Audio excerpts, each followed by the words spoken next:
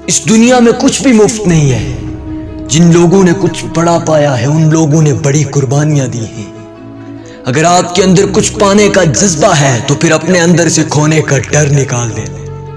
اور جو لوگ قیمت ادا کرنے کے عادی ہو جاتے ہیں، یہ زمانہ گواہ ہے کہ کامیابی ان سے ملنے کی عادی ہو جاتی ہے۔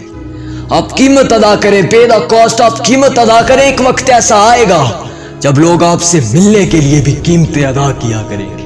ایک شخص تھا جو راتوں کو جاگا کرتا تھا صرف فلم کے لیے، وہ قیمتیں ادا کیا کرتا تھا راتوں کو جاگ کر۔ اس کی بہن نے کہا کہ آپ اتنا نہ جاگا کریں۔ ایک وقت ایسا آیا کہ راتوں کو جاگنا، وہ قیمتیں ادا کرنا، اس کے لیے ایک وقت ایسا لایا کہ وہ ملک پاکستان کا قائد اعظم محمد علی جناح بن گیا تھا۔ ایک وقت ایسا آیا کہ لوگ اس سے ملنے کے لیے بھی قیمتیں ادا کیا کرتے تھے، لوگ اس سے پوچھنے کے لیے بھی قیمتیں ادا کیا کرتے تھے۔ آپ زندگی میں قیمت ادا کریں، لوگ آپ کو بھی قیمتیں ادا کیا کریں گے۔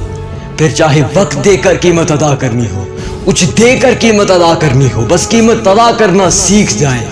یہ لوگ آپ سے ملنے کے لیے قیمتیں ادا کیا کریں گے۔ ایک دن ایک شخص طلباء کو درس دے رہا تھا، سامنے بچے بیٹھے تھے۔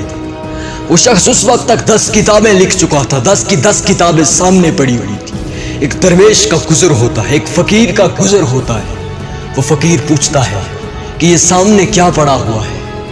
وہ استاد کہتے ہیں کہ یہ تمہارے کام کا کام نہیں ہے۔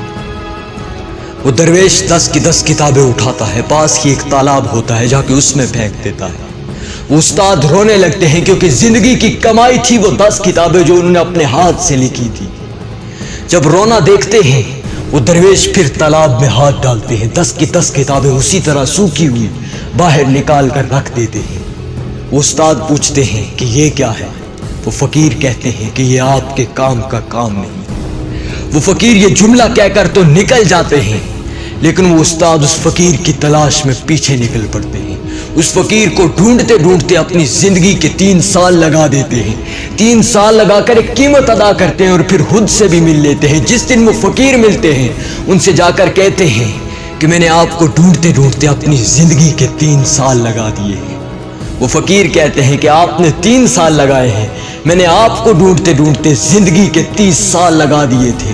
وہ شخص کوئی عام شخص نہ تھا، پھر دنیا نے اسے کہا، بلکہ قلندر لاہور، مفکر پاکستان، مصور پاکستان، علامہ اقبال کہتے ہیں کہ اقبال نہ ہوتا اگر مولانا جلال الدین رومی نہ ہوتے۔ جلال الدین رومی 800 سال پہلے گزر گئے تھے، لیکن اقبال آج بھی انہیں اپنا مرشد مانتا ہے۔ ہاں، زندگی میں قیمتیں ادا کریں۔ انہوں نے قیمت ادا کی تھی، پھر جلال الدین رومی بن گئے تھے، اپنی زندگی کے صرف 3 سال لگائے دیے تھے اس فقیر کی تلاش میں۔